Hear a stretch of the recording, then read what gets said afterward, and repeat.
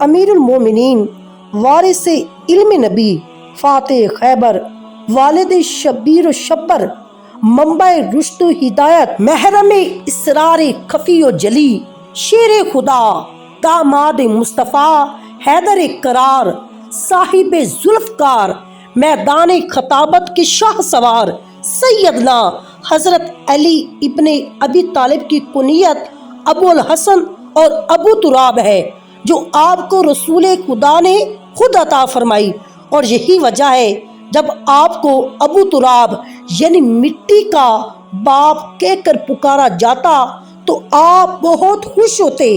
آپ کے والد حضرت ابو طالب اور دادا حضرت عبد المطلب ہیں۔ حضرت علی کی والدہ حضرت فاطمہ بنت اسد ہاشمی خاندان کی وہ پہلی خاتون ہے جنہوں نے اسلام قبول کیا اور ہجرت فرمائی۔ مولا کائنات حضرت علی کرم اللہ وجہ الکریم دنیا اور آخرت میں بھی حضور نبی کریم کے بھائی ہیں۔ آپ کی ولادت 13 رجب 30 عام الفیل کو ہوئی۔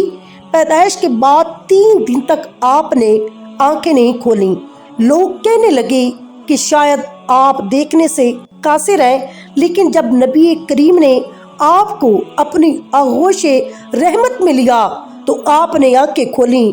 گویا آپ پیدا ہوتے ہی سرکار دو عالم کے عاشق تھے، اور دنیا میں سب سے پہلے جس مقدس ہستی کا آپ پہلی بار دیدار کرنا چاہتے تھے وہ رسول خدا کی بابرکت ذات ہے۔ آپ نے رخ مصطفیٰ کی زیارت کے لیے 3 دن تک آنکھ نہ کھولی۔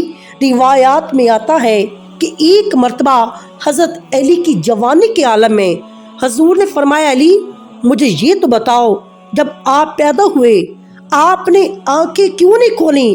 جب میں نے گود میں لیا تو آپ کی دونوں آنکھیں کھلی تھیں۔ مولا کائنات نے فرمایا، حضور اس لیے کہ میری پہلی نگاہ روح مصطفیٰ پر پڑے، اس لیے پہلے میں نے آنکھیں نہیں کھولیں۔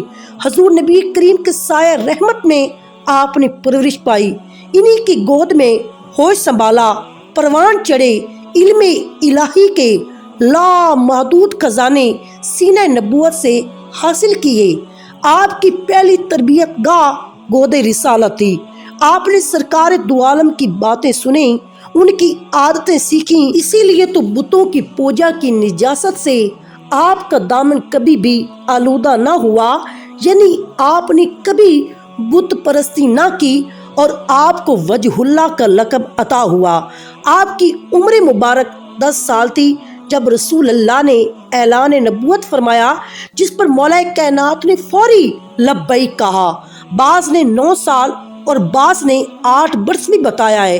جس روز سرکار مدینہ نے ہجرت فرمائی، آپ کو اپنے بستر پر سونے کا حکم دیا اور فرمایا، میرے بعد کفار مکہ کی امانتیں لوٹا کر میرے پاس مدینہ آ جانا۔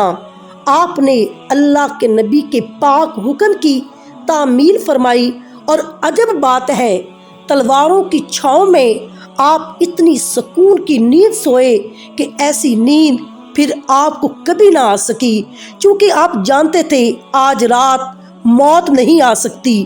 آپ جیسا بہادر پورے عرب و عجم میں نہیں تھا۔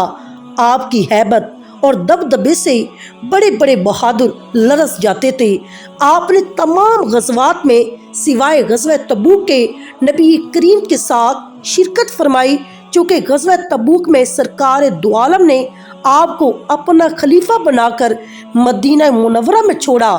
10 ہجری میں سرکار دو عالم کے حکم سے آپ یمن کے سفیر بن کر اہل یمن کو دعوت اسلام دینے گئے، جہاں کثیر تعداد نے دین حق کو قبول کیا۔ قدرت نے آپ کو بہت سی خصوصیات عطا فرمائیں۔ آپ فن خطابت کے ماہر بھی تھے۔ آپ کے ہاتھ کا لکھا ہوا قرآن پاک آج بھی ایران میں امام رضا کے عجائب گھر میں موجود ہے۔ آپ بہترین قاضی تھے۔ آپ کے فیصلے آج بھی دنیا کی عدالتوں میں اتھارٹی کے طور پر استعمال ہوتے ہیں۔ آپ نے لوگوں کو قرآن پاک کے ساتھ ساتھ سابقہ کتب، آسمانی کتب اور صحیفوں کا علم بھی پڑھایا۔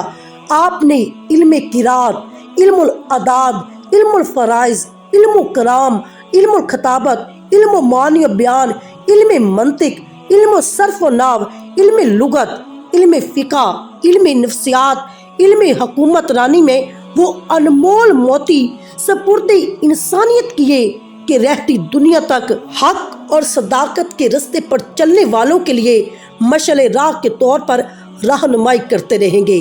مسند خلافت پر بیٹھنے کے بعد کسی سے انتقام لینے کی بجائے اسلام کے تحفظ کے لیے کوشاں رہے۔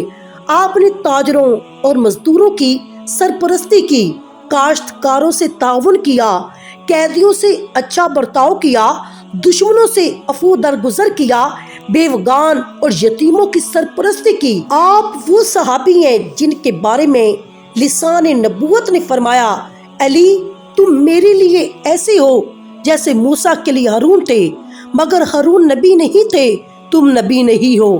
آپ احکام فقہ اور سنت میں ماہر تھے، نہایت قوی تھے، رنگ گندمی تھا، آپ کی داڑھی مبارک گھنی اور دراز تھی۔ آپ نے اپنے قاتل کو شربت پلانے کا حکم فرمایا۔ 21 رمضان المبارک 40 ہجری کو حالت روزہ میں آپ کو کوفہ کی مسجد میں جام شہادت نصیب ہوا۔ حضرت امام حسن اور حضرت عبداللہ بن جعفر نے آپ کو غسل دیا۔ نماز جنازہ آپ کے بڑے صاحبزادے حضرت امام حسن نے پڑھائی۔ آپ نے 4 سال 8 ماہ اور 9 دن خلافت کی۔ آپ فرمایا کرتے کہ مجھے نبی پاک سے علم ایسے ملا ہے جیسے پرندہ اپنے بچے کو غذا دیتا ہے۔ آپ نے زندگی میں کبھی کوئی نماز قضا نہیں کی۔ آپ کی مقدس تعلیمات پر چل کر ہم اپنی دنیا اور آخرت سب سنوار سکتے ہیں۔